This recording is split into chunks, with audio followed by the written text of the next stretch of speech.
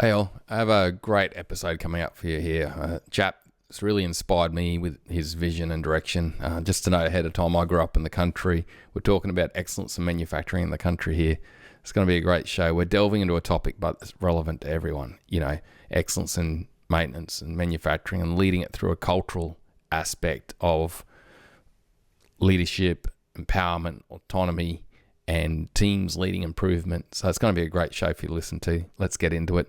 If you want to learn more about this show, you can go to the Enterprise Excellence podcast website and get hold of the case study Mr. Tom Woods gave us for the book Leading Excellence that Chris Butterworth, Stephen Dargan, and myself wrote in recent times. Let's get to the show. Welcome to the Enterprise Excellence podcast, where we aim to help create a better future. Learn from our world's experts how to improve and create enduring, high-performance, low-impact enterprises. Learn how to enhance morale, customer and purpose centricity, focus, and calmness. Learn how to create and sustain a culture of excellence at all levels of your organisation. Hello and welcome. I'm your host, Brad Jevons, broadcasting from Brisbane, Australia. Today's episode is proudly sponsored by the Enterprise Excellence community and group. We invite you to join our monthly virtual community meetings, where you can learn from global experts and connect with fellow members. Past guest speakers include Jeff Leica, Jeff Sutherland, Chris Butterworth, and many more. Events have included virtual excellence tours of organisations such as BHP and US Synthetic. To register for an upcoming event, please visit enterpriseexcellenceacademy.com/community. We look forward to seeing you there. Welcome to episode 186 of the Enterprise Excellence podcast. It is such a pleasure to have Mr. Tom Woods on the show with us today. Tom provided one of the most impressive case studies in the Leading Excellence book, which has recently been released. Tom and his team's purpose at Woods Group is growing regional Australia through feeding the world with value-add manufactured products. Tom and the team at Woods have been leading a cultural-focused excellence journey for several years. Tom is on the show with us today to discuss leading excellence in operational maintenance through systems and culture. We're going to explore the journey that Tom and the team have been on to achieve this. Let's get in the episode. Tom, thanks so much for joining us. Thanks, Brad. Hey, Tom, where I want to start with, mate, is right back in the beginning, I guess, a bit. Like, where did your passion for growing regional Australia come from through manufacturing versus, I guess, the alternative, which is just shipping our primary produce out of Australia? I suppose just seeing the opportunity of value-adding grain products that we grow in the region and all the different uses for those. And, we're in a grain and food, it's a simple thing, but there's it's a very sophisticated industry really, and a very essential one. And so you see what they do all around the world with all these things and where we send our grain to, and you think, well, we can do all that here. And we do it in Gundawindi because that's where we live and where our business has always been. So there's no reason why we can't do it. It's got its challenges, but it's got its rewards as well. And taking something that's a commodity that we generally just export out of Australia and let someone else value add it, we can do all that here in Australia and create manufacturing, create skills and jobs and businesses that keep growing and getting more sophisticated and there for the next generation to come through. Yeah, I love it, mate. And I guess listeners, I've been fortunate to be part of it, Tom. I just love what it does for the community of Gundawindi and also everything how the passion it brings in the company too, mate. It's brilliant. Real credit to you all. Yep. So I know with you, mate, you got a lot of machinery, where you're taking this primary grains and then packaging it and then, supply chain around the world. Mate, maintenance, like what were you faced with in the early days of maintenance as you grow in your business? Because you grew this from scratch. Yeah. Well, maintenance is probably one of those things when you first start your business, you underestimate. When you build a business from new, things are new and run well. But over time they wear. And if you don't maintain that equipment, obviously have breakdowns, and you also lose capacity and And as different staff come through the business, they won't understand the true capacity of the plants and what they can do. So keeping equipment maintained to its original standard is critical for these types of businesses. And you only need one piece of equipment in the whole plant to not be at its capacity, and it affects everything. And without that skill and knowledge and system of looking for that, you can lose a lot of capacity, and the whole thing is falls short of what it should be. So maintenance is something I've had to learn the hard way by seeing things break down and not having systems in place, and seeing all the problems with that, and sort of identifying it's one of the most critical things to get on top of to run a successful business. Yeah, it's and I think, Tom, when we first connected, mate, I saw that you already had things like, maintenance software like Mex in place and things like that, and you've taken it further from there. But how did you go about, mate, going from this place where you're starting to get some heavy breakdowns to the place where you're at now, where you've got a system in place and you've got people that are skilled and really able to work on that and keep it running? Yeah, well, I suppose, the business model is to be one that's not reactive, but be proactive. So maintenance fits into that, being proactive on your maintenance. There's a lot of equipment and different maintenance jobs that got to be done. So you need a program around that to manage it. And we identified Mex as a program for that. And then it gets into all your different assets. So we spent a lot of work on identifying our asset types, getting common identification for those assets, getting those assets entered into Mex in the system, then building preventive maintenance for each one of those assets. And so building all that up to make it a proper system. Is if you don't build it properly in any of these maintenance programs, they're no good to you. And the work is in actually setting them up properly so that the people using it can follow it properly, and it's going to be effective. So that's what I've done. It's a never-ending project, but it's something we just persist at and keep improving and giving it the resources it requires to make it work properly. Yeah, it's great, mate. And it's really impressive, that step you've taken on such a critical aspect, because I guess, Tom, as I look at a lot of factories that I come across, machine reliability can be at the heart of really good culture and really good outcomes, or absolute pain. It's like a vicious cycle I see where kit starts to break down and then frontline operators get sucked into that, and then the basics don't happen and the machines break down more, and it just spirals down. And a lot of businesses, you can fall in the trap of needing someone who's been there for all their life and they know how to fix the machine, but no one else does. And if they leave, the whole place falls apart. And so, being where we are, we've always struggled from the early days getting skilled staff. So we were never, it's a sort of, it was a hard lesson, but we were fortunate we were never relying on any key one person. So we've had to build a system where we can bring people in and follow our system and keep the plant running. And we identified now, by having a system, we've actually been able to recruit dedicated maintenance staff from overseas who have got these skills of this type of equipment, and slotting in using our system. It's been quite seamless with them being able to maintain the plant and improve things. Yeah, it's great. And for listeners overseas or in other states, Gundawindi is about 5-6 hours inland from Brisbane. So yeah, I know for you, Tom, it's still a drive for the weekend to the Gold Coast is still quite normal, but it's a fair way, a few hours for city slickers, really. Yeah, about 4 hours, so not too bad.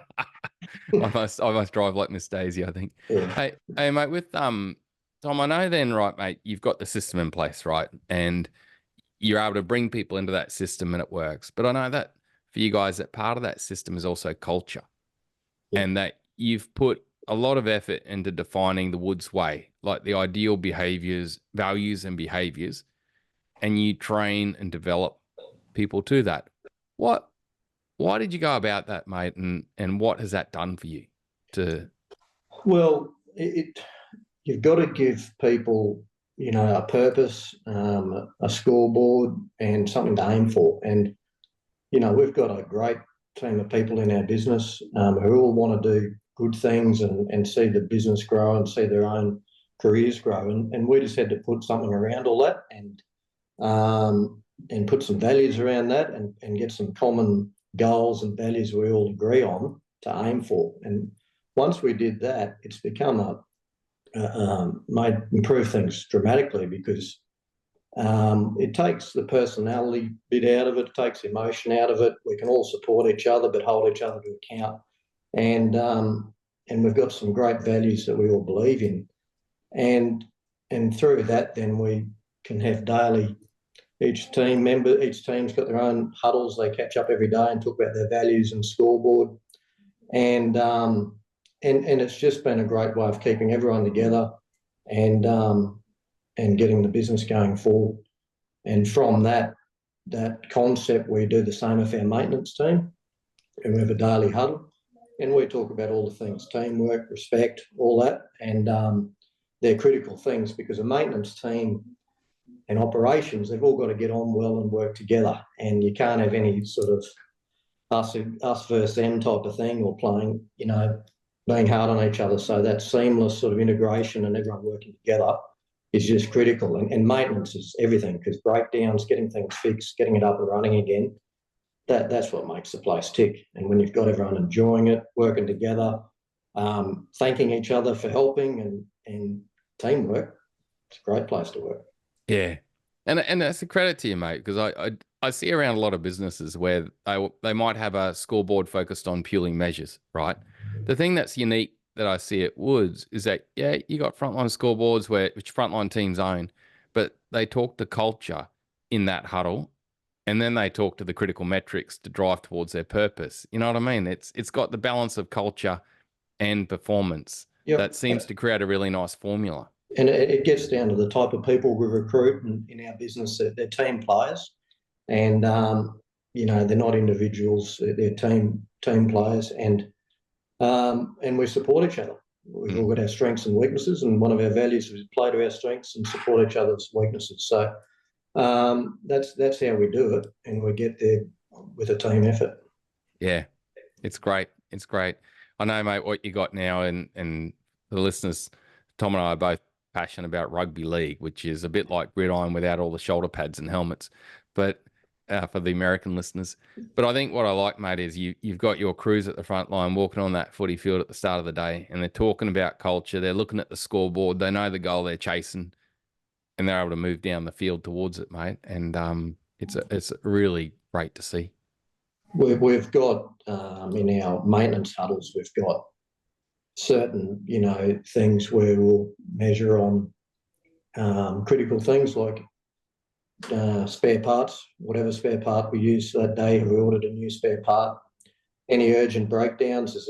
What's our percentage of getting those plants back up and running so that we've not let the team down?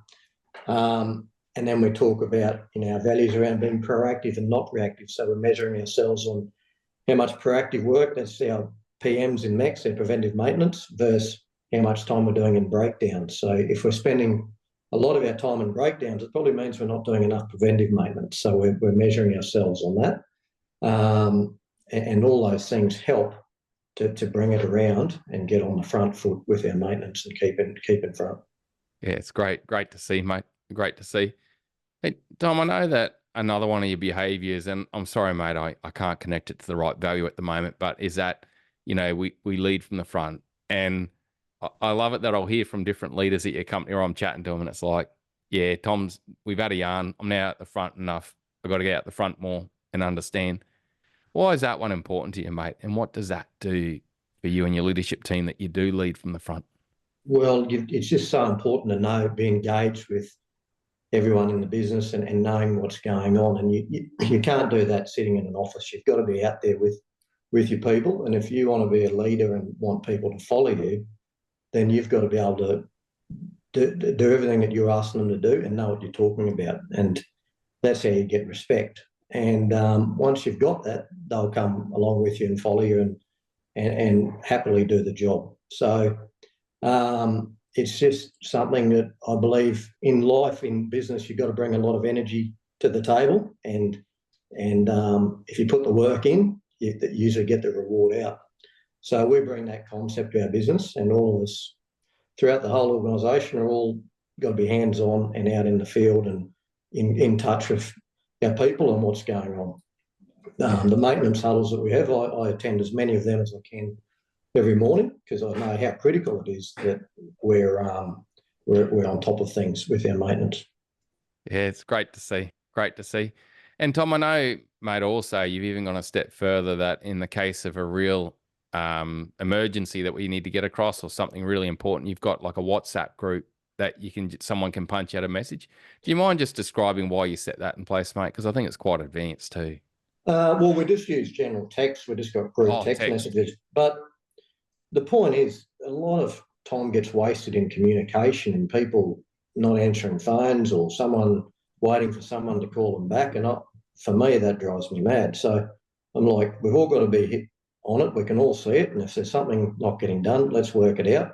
Someone might be busy. So someone sees that someone's not responding, so someone else can jump in. And all that stuff's just helping speed things up and taking frustration out of things not getting done. So we've got to be lean, and we've got no room for inefficiency here. So every minute counts, and by communication is such a critical thing in business that we're always promoting communicate regularly and effectively, and we'll get a good outcome. Yeah. I actually love that, mate. You've used text, because we all know how to use text. It's a common part of our life, and you've just got group text going. That's really cool. Mate, I know one question I want to ask you, mate, and this is a credit to you and the senior leaders of the group, is that I know you guys lead by example, that you run a huddle, you guys have visual measures, you guys connect and engage. Where did the importance of that come from for you, mate, that this journey's got to be owned from the top? It's not something that just gets, put on the front line. Well, it just comes through necessity. When you run a business and you own a business, and you got to make money, and you got all these things are important.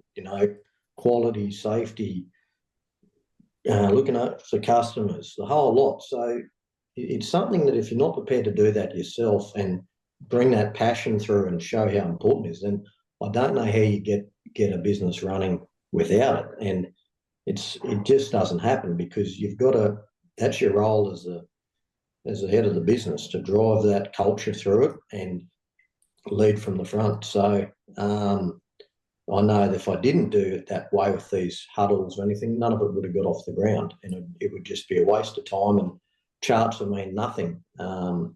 You've got to be there to challenge the system, challenge people's thinking, and help it show them how it's done. And I found that successful when we started them. I attended every huddle myself for the first month and really instilled that culture. And part of it was admitting, we got, green and red. Green, yes. Red, no. Or green, good. Red, bad. But red doesn't mean it's bad. Red just means there's something we've got to work on, and getting that culture that, there's no right or wrong, but we're going to keep improving and getting it better and challenge yourselves. And that's the culture we've got to get, because we've got to get people to start thinking for themselves and getting to root cause analysis and trying to improve things for the better. Yeah. I love it, mate, because I love it that you've got your organisation's purpose, which is, feeding the world, by growing regional Australia, by feeding the world through manufacturing, right? But you've taken the position of excellence in manufacturing, and I think it's a credit to you guys and everyone that works in the organisation, and it's such a great opportunity for Gundy and every other part of the regional Australia that you work out of. I just love it to see such great manufacturing in regional centres kicking up. Yeah, and we have had to learn it just through doing it. Like, this isn't a feel-good thing. This is a necessary thing to run a sustainable business, because if you want to be able to grow your business, you can't do everything yourself. You've got to be able to employ more people, delegate, and you've got to do it all properly. If you don't, you have problems. So there's got to be a formula for how you run these businesses, and this is part of that formula. The beauty of it, it's powerful, because all the people in the organisation buy into those values, and they're good they're just good common sense, good values, and so that's pretty good. And then people come along and they like being part of it, and they love seeing the progression, and they're proud to see the company grow as well as seeing themselves grow within it. Yeah, and I vouch for that team. I've been very fortunate to be part of the journey and see that engagement and passion at the front line, both for the culture, because they were part of defining it too, weren't they, mate? Like you involved everyone in defining that. And then also performance of their business units, which is just great to see. Yeah. So listeners, Tom was kind enough to provide us with a really great case study in the book, Leading Excellence, mate. I really appreciate it. So people can learn more on that. But mate, reflecting on your journey, what would be the main insight you'd provide to our listeners where you go, this is the main thing I learned through this whole journey so far, which, like you say, it's going to keep going forevermore. But look, the main thing I always think, and it's the hard thing, is I think you've got to quantify things, and you've got to get goalposts and a scoreboard. You've got to put a field out there, put lines around it. It takes a bit of thinking doing all that. You've got to put the numbers to all the stuff, and you either put the effort in there and get the rewards, or you sort of just run your business day to day and deal with all the stuff and live more in a reactionary world. And but it takes a bit of effort. You've got to put the work in and keep tweaking it. You can't accept that it's all set up, I'm going to leave it to it now. You've got to keep thinking that. But the beauty is you're putting your mind in a better place where, rather than having to do everything yourself, you just got to think about how to keep setting the system up well so everyone's still motivated and contributing to the organisation. So it takes a lot of work, whichever way you do it. But I've found by quantifying things, it's definitely helped a lot. Yeah, well, I appreciate it, mate, because I grew up in regional Australia, and I share the passion to see regional Australia grow. And you guys at Woods are doing a bloody great job helping bring excellence into manufacturing and value adding for our regional centres, mate. So, Tom, if people want to learn more, I'll put your case study up on the Enterprise Excellence podcast website. But, mate, how can people reach out if they want to connect or learn a bit more? Probably best if they want to send an email and get in touch, and they can always get back to people and willing to share and what we're doing, and don't think we've got it all worked out. We've still got a long way to go, but always happy to share. Great, mate. Well, listeners, we'll put that up on the episode also for those that want to reach out. And Tom, mate, as always, thank you so much for sharing your knowledge and expertise, mate, to help us create a better future. Really appreciate it. Thanks, Brad. Thanks for all your help.